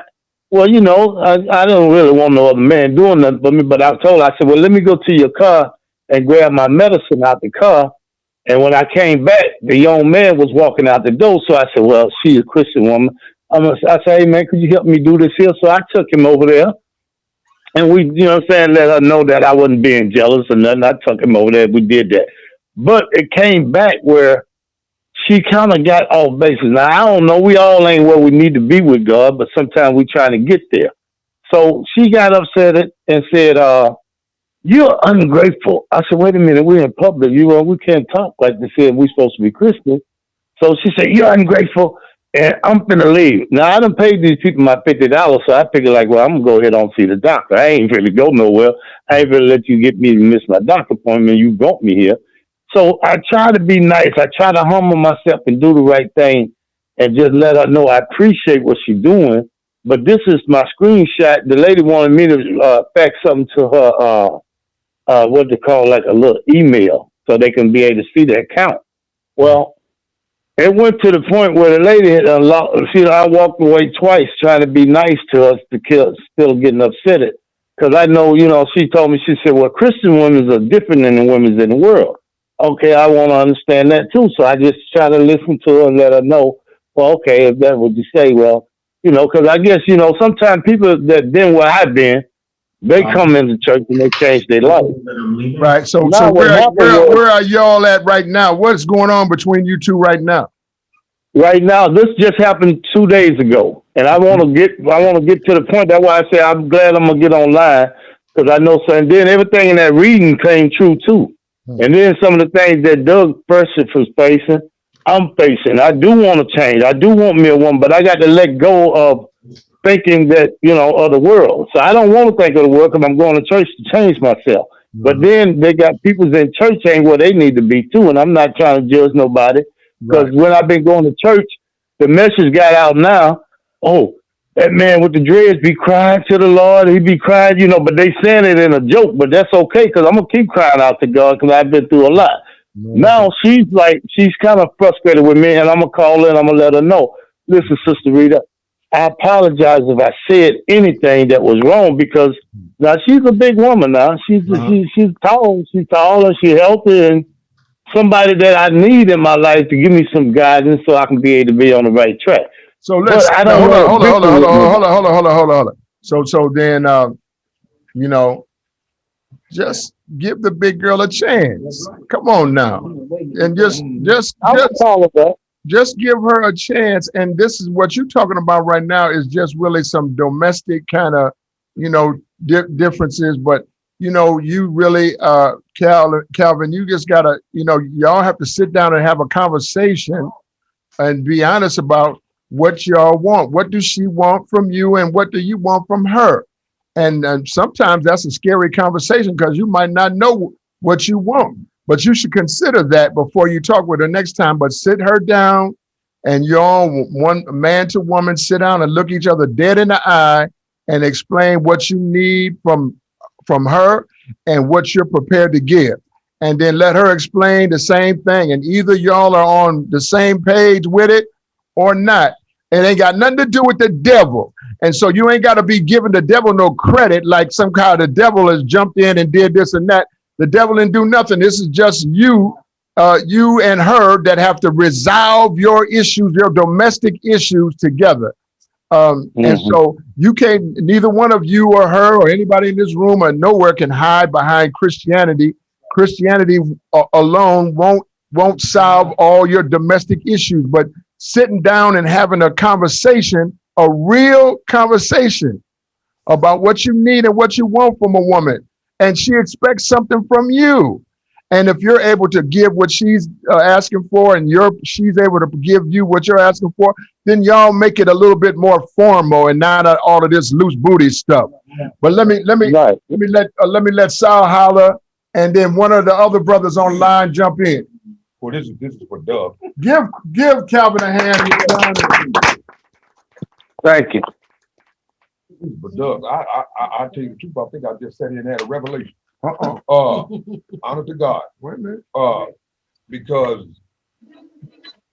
when you explained all of what Doug has accomplished, and it hit me. Yeah. It hit me. Wow. Doug got his daughter back. Yeah. Doug's been clean. Yeah. Doug bought a brand new car. Yeah. Doug bought a house. Well, right? That's right.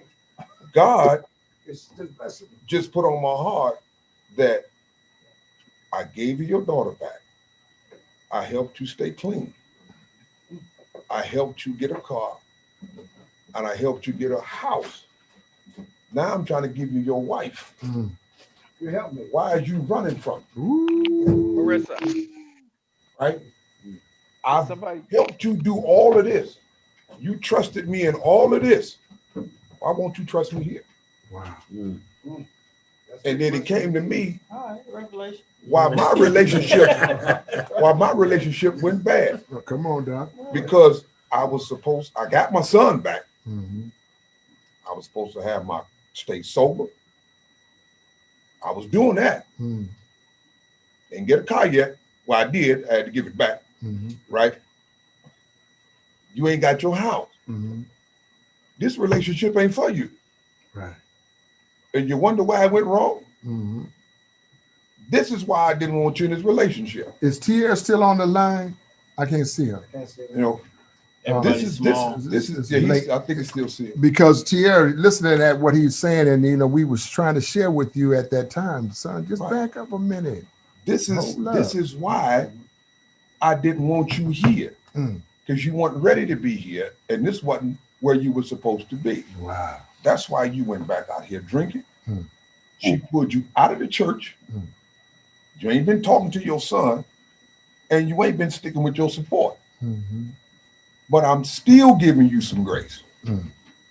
And the thing that scared me and kind of shook me and squared me back up when I was walking by myself, and that soft voice said, "What happens when the grace runs out?" Ooh, brother. Ooh, that's good. That's good. That's good. That's good, son. That's good. That's good. That's good. That's good. Here we go, brother. That brother just gave me a message right along with Doug. That's real good. Somebody online jump into that, and then I'm gonna let Chris Sherman and then Esau jump into that. Oh, and then we are gonna close it up. It's Jim. Go ahead, Jim. I had a message that I've been spreading around recently. Can you speak up a bit? Okay, let me make sure that's right. Is that better now? Yes, sir. Okay. In a couple of years past, I ran into this this expression while working with guys that were on my caseload, and it not only deals with them, but it deals with everybody in life, and it deals with the acts of faith tonight. It goes like this. It says, if you always do what you've always done, you always get what you always got. So in acts of faith, they talk about the pain thresholds in that will either force you or not force you, but send you in a direction that where you alleviate the pain and still let it exist, or you reduce the pain by some sort of method of still letting it exist and kind of backing down, or like Rashad broke into this vegan diet and broke into something, parameters in his life for health that he had never experienced before. And by the way, it looks like he lost a good deal of weight too. Yeah, wow, that's good. I didn't see him yet. Go ahead. Yeah, he was on screen tonight. He's still there. So anyway, it just promotes progressive thinking to like breaking the loop of backing down and succumbing to measures of existing with a problem or having the pain really not force you but send you in a direction. And I spoke about this too. He started doing things that he never considered doing before to have his relationship thrive, and that's what it's all about. It's telling you, you're going to do what you did before and let this whole thing exist, and you kind of like whimper to it, or you're going to research, do some real personal work and break out the boundaries and the parameters that you existed in before. And to me, that's what the acts of faith is trying to say in another method. Wow. And I just want to leave that with everybody because it's just a little short saying, but it promotes self accountability, truth, and progressiveness to overcome current challenges. That's real good. Give Jim some love. And then another thing just about Jim, I want to say is, he got his second COVID shot now, so he's all vaccined up. And that's a beautiful thing. It's a good feeling, man. And, to, kind of take yourself out of harm's way in some ways. That's one thing. The other thing that I'm sticking in here, because we're getting a little bit later now, is that March the 13th and March the 20th are testing dates for us. So, all pop guys are going to get tested on those 2 days. I know some of you got tested at your job, and I appreciate that. But pop guys on the pop roll to be here in the group going to have to be tested on the 13th and the 20th. That's over at the school, the same location where we've been at. The 13th and the 20th. So I want you to mark that down. The last time you were tested was probably a month and a half ago, 2 months, something like that. That's going too long. It's time for us to retest everybody on our rolls. 66 people are on our rolls. And so you should also be trying to bring your significant other at the same time. The 13th and the 11th at the Davis Center right here on Broadway and Girard Avenue North. I just want to put that in. And Wayne will probably be sending something out to try to remind you the weather's breaking. Some of y'all have children. Your children are going back to school. They playing sports and that, and the third. You need to get them tested in order for them to be on them teams, in order for them to play. They need to be able to prove that they have been tested and they have a negative test. So this is a great opportunity to make it a family affair. Get all your children who are school age and get ready to return back to school more than one day. This stuff is starting to rev up. Some states are opening back up fully, maybe prematurely, but the thing is moving.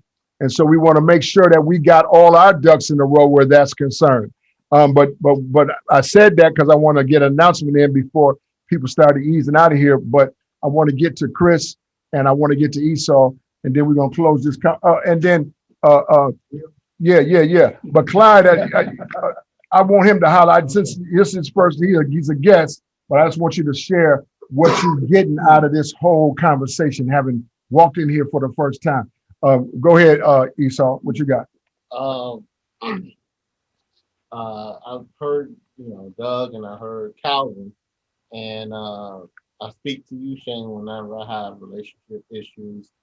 And you said it before, and I think Anaya said it, giving up the control and letting love happen, letting the relationship work. And then I have to make a decision. What is she saying non-verbally? What is she saying verbally? And what does these texts and emojis mean? I have to understand her to meet her needs, like you said, put that toilet seat down. Right. Maybe that's all it is. Right. But the more I'm engaging with Alicia, the more I learn about how to be more kind, more respectful, and more aware of how her expectations are. Right. And with me, you know how I get. I was like, you should be this way by now. It's been 2 years and you skip. I gotta stop saying you. Right. And I said, how am I listening to her? Right. He spoke on that many a time, and I'm just after 2 years. Well, that thing is thick up there. It's thick. But we still together. We're still together. Give him a hand. Give him some of that. Give him some of that. I love that. Thank you, Esau. Yeah, go ahead. Chris, go ahead. Oh man. The woman subject is just like, that's one for me, is just like I really don't even like to discuss it, to be honest. That's another one of my fear things. It's like fear. Right. Because I always been a womanizer. Always had my choice. You know, I was in marriage for 19 years and, you know, I Wow. cheated for 19 years. Right. Wow. You know, for the 19 years of marriage, we was only together 3 years at a time. 3 years, he gone for a year and a half. Come back, we tried again for a year and a half. He gone for 2 years. We did that for 19 years. Wow. I had another 10 years stretch of another, because the 19-year relationship started as a kid. Mm-hmm. High school sweetheart, lasted. Anyway, all the way up until the present time, going to prison, doing 5 years, being a womanizer, kind of sort of on the way in. You know, I was starting to cut back up, got myself into some stuff. But then coming out of there, you know, I'm like, whoa, who am I gonna be when I come out? Wow. You know, I like my girl, I love my girl, and she's been holding me down this whole trip. Yes, sir. But man, she was missing one asset that I want to get to when I get out. Mm. You know, the big round badunkadunk, right? Mm-hmm. So this is just like on my mind is like a fear. Mm. Like, what am I gonna do? Just go straight out and cheat just because I've been locked up for 5 years and I want to get to this big old. Right. Yeah. So it's the same kind of theory of relapsing, drinking, and the pain. What am I gonna do? Just go right out and cause pain? Right. By doing me? Yeah. You know, well, not doing me, but doing the old me. Yeah. You know? So, and I just been like, man, I've been holding on for dear life. You know, not because I'm tempted, but because I know that, you know, if it's just best for me to stay close to home. Yeah. And, you know, And yeah, once just, again- you know, and once because again, I know who I am. What I see, what I'm hearing is that you know yourself too well. Yeah. And you're not going to put yourself in that opportunity, in that position. Yeah. Where you stay clear to begin. Yeah. You just cut it off right before the option to go there. Yeah, you know. But let me jump It's in. you know, I'm gonna jump into that because see, still you trying to hold on to that piece as if like it's yours. This victim's place. That was a victim's place there, Doug. And here's the truth of the matter is that Chris has to become a man about his circumstance. And in his circumstance, he has got to man up around the truth. Now, when I was a child, I acted like a child, right? But when I became I put aside all the big whatchamajigger. See, all of that. You got to go aside. You already hit that. Come on now. That's the truth. It didn't change. Come on. We do need you need that longevity, you know, of doing the right thing. I need longevity of doing the right thing before I feel comfortable just running around playing on my own. Right. That's good. You know what I'm saying? That's good. But here's something. So wait. Is that what you're saying? You need that. What do you need? Before you're comfortable enough to trust, for you to open the door for love.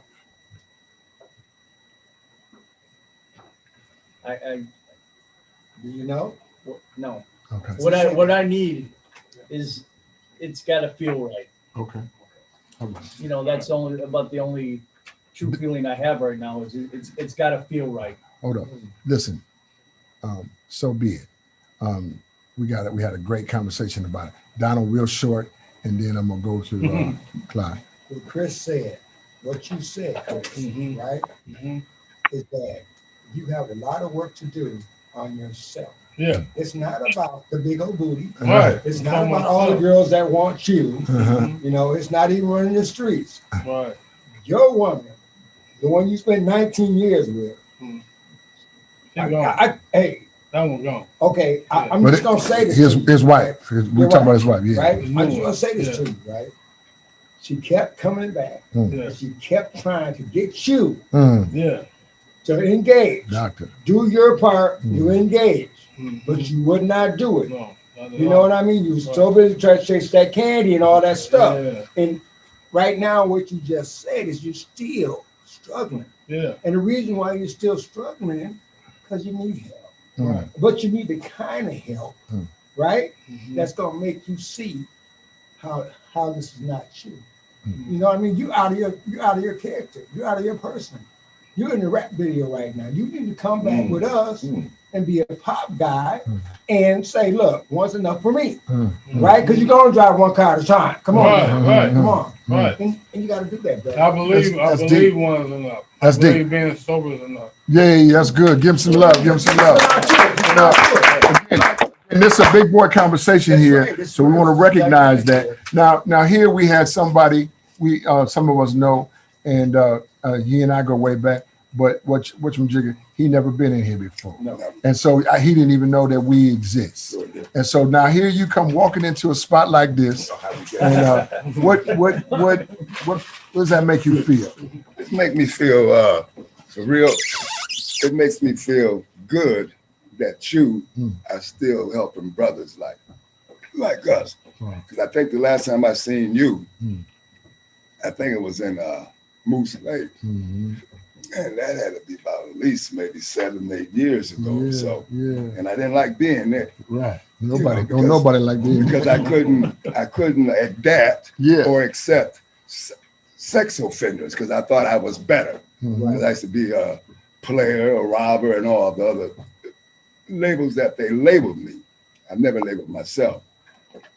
And funny that I walk into this group and y'all was talking about the ups and the downs of DOC, you know? And I don't think that's gonna ever change, you know, because we're always gonna get somebody might be better than the last no good person and whatever. That's DOC. But it makes me feel good that all y'all, you know, have something to say and sharing. And I have not been in a support group in a long time. Although I needed it, but I have not seeked it. So my partner there, Donald, calls me and say, hey, Clyde, he says, I'm gonna come and pick you up and ride with me. He never tells me where we're going, you know, until we get outside. But then he mentioned Shane. I said, yeah, I wanna see Shane. But it's beautiful. Now on the woman thing, I sit here really on the grace of God. When you enter a relationship, I believe, and I believe what you're doing and what you're doing is like you're projecting, you know, because you know yourself so well, you don't want to hurt. There's a girl, but really you're hurting yourself because you're not trying to pursue yourself to somebody else that might be better for you. Wow. Or she's gonna say some of the things that you ain't heard, like Donald said, and they're gonna make you kind of messed up. But women flip, you know. That's why the women were man. Now I had a marriage. I still got a marriage for 11 years. And I had one of my wayside girls for 9 years. So when I get an argument with her just last year, matter of fact, last April, I go back home to my wife for four or 5 days. And they accept that. But they always talk about it, right? In my madness, I had told my wife that, you here, baby, I don't love you. I love the streets more than I love you because I've been out in the streets. I know where they come. I know where they're coming from. I know what hot spots not to go to on the north side, but I don't know you. And I've been with you all this time, but you're always trying to tell me what to do. So when we fall out, I go back to my other chick who I had for 9 years, and I'm bubbly. And she gets mad because when I leave her, she knows I go back home to my wife. So they both know this. I fall asleep on the couch last April. I wake up. The woman stabbed me in my sleep. Stabbed me so bad. She hit me so hard, saying it went through my pancreas and my spleen. And they had to rush me to Hennepin. And I was living in Roseville. I was in a coma for 5 days. 85% of people were stabbed like me, they don't make it. So they didn't think I was gonna, I don't think I was making it. But I woke up and didn't know nowhere where I was. I don't know my daughter's phone number, but when I woke up, all I see on the wall was some numbers, 612.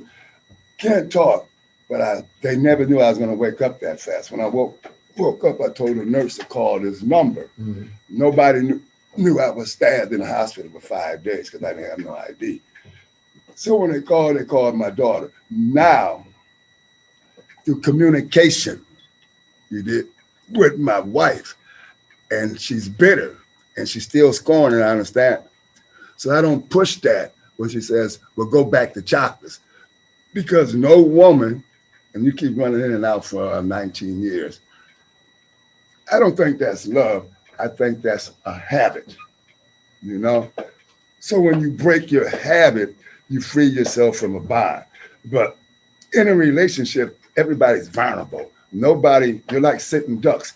Nobody wants to be the first to say something or your behavior, because we don't know how she's going to take it. You don't know how she's going to take it. So we become sitting ducks. But you got to give each other a chance. So I'm sitting here by the grace of God, which is just beautiful, Donald. I thank you for bringing me here, and I thank you for still hanging in there, supporting, brother. Absolutely. And if I can, I'll come back. Man, give him some love. Give him some love. What a story. And see, you know, when me and Donald was growing up, there was a TV show that come on that said there are 10,000 stories in the Naked City. You have just heard one of them. And you know, I just appreciate that your honesty and you know your candid. And I can see where a group like this could benefit you, you know, in some ways to polish, just to polish, you know, your thing. But I'm so glad you were able to survive. I hate that happened to you, but you know, I'm so glad you. Guess what? I left this out, and I'm 68 years old. Give Take your 68-year-old butt over there and get a COVID-19 shot. Get your vaccination, because you go and you live in North, so you go to North Point and get your shot. Yeah, come on, good. But we're gonna. Hey, this is a great discussion tonight, and we're gonna let Will. Hold up, Cal. Hold up. We're gonna let Will close us out, and Will take it however you want to take it, and then we're gonna pledge out of here. All right. I don't think I got enough chicken. Passing that chicken. No. How you doing, Big Will? Hey, brother. You know, listen. First, I'm gonna say, brother, I appreciate you, man, and I'm glad you're here. And man, you know, if it's any, if it means anything to you, you've helped me with that story. You know what I'm saying? And you reminded me how we are each other's best mirror. You know, and you know, sometimes I get caught up in stuff and working or tired, and I don't make it. But every time I do make it, I am reminded how, you know, I should always be here. You know what I mean? You know, I was the pain piece for me. It was the opposite. You know, I got a high pain threshold tolerance, right? And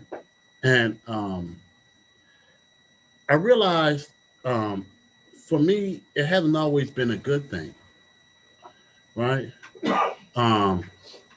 Because, you know, pain can be positive if you listen to it. It can tell you something wrong.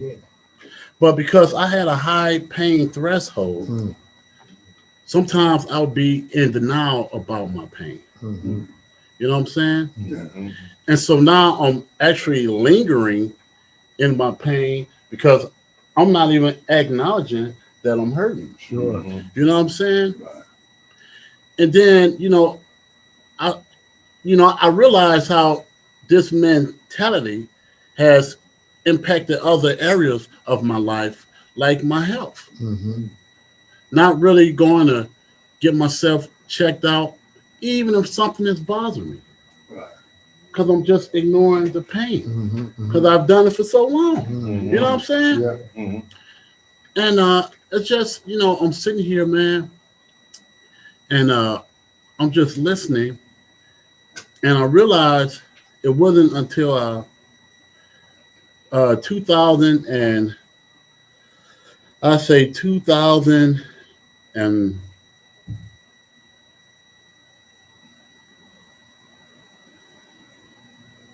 no, 1995. 1995 is when I actually, for the first time, I started to feel the pain. I started to feel the pain, and my mother passed away, and, unlike you, I mourn, I mourn. I didn't sleep for 3 days, I mourn. I grieve, I grieved hard. But that was the first time that I allowed myself to really feel my pain. And that was the first time I started to seriously contemplate change in my life. So from that point, and for me, I just started to see my pain as, okay, you know what, something wrong. It's time to address it. You know what I'm saying? And so, so now, and I realized that that has permeated my new mentality because I give my checkups every year. You know what I'm saying? I'm staying on top of my stuff, and when some hurt me, now I say ouch. And it's just a positive motivating force in my life. Wow, that's good. They give some love. What year was that when you got incarcerated on the? I went down in 88 of March. 88. So 88. So that's, and your mom passed in 95. Yeah, 90. Yeah. Yeah. So see, then as he was young, and then this and that, and you never think that you're not gonna see your mom. And Yeah, they hit me. Yeah, and they didn't let me go. Yeah, You know what I'm saying? And no, they didn't. They didn't let me go. Yeah. See, Will, you had all that politics attached to you at that time. It was very difficult. Even though I don't know, what that would have been like, but I'm grateful they did let you go, Umar, I see you over there. You just checking in. Why you get on so late? He got his mic muted. Huh? Oh, you've been on the whole time. I can't hear you though. But look, so we're getting late. Rashad got his babies in his lap, and Rashad does look like he done lost a little weight. But speaking of this, I want to remind you again, on March the 13th, come to the testing, 11 a.m. to 3 p.m. right over here on Broadway in Girard, across from the chicken house, Popeye's Chicken, and get tested. We want all the Pop guys and their families, your children, to come and get retested so we know we're good, and we're moving into the school is getting ready to open, so we know that we want to get our children tested. Umar, we're going to need y'all to step up on the flyering for that location. We got Miss Lolita Thomas is back in town. Give her a big hand. Back in town. And Montse's just jumped on. Montse's is, I'm so proud of him interviewing for a job with Hennepin Health. It's right down his alleyway. I talked with the employer today, had an excellent interview with them. And so I'm encouraged. I have a good feeling about it. There's a supervisor. She's a pastor over at Shiloh, Pastor Jalila, right? And she does it's in the part of the hiring over at Hennepin Health. Oh wow! She may be the person, Yeah. But Hennepin is so big now, man. It's like a city down there. Anyway, go ahead. I just Will got another piece. Yeah. So because of the COVID thing, man, they making everything convenient.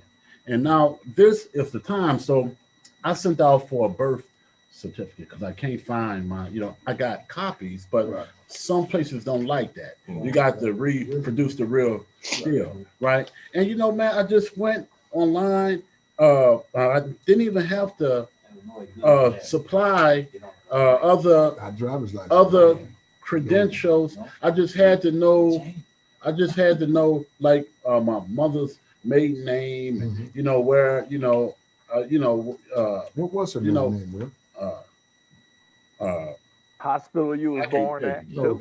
Okay, I just had to know my. No, I mean it's a security thing because I use that on my stuff and like that. You know, I mean I tell you private, but I can't. You know, That's okay. I can't allow you to.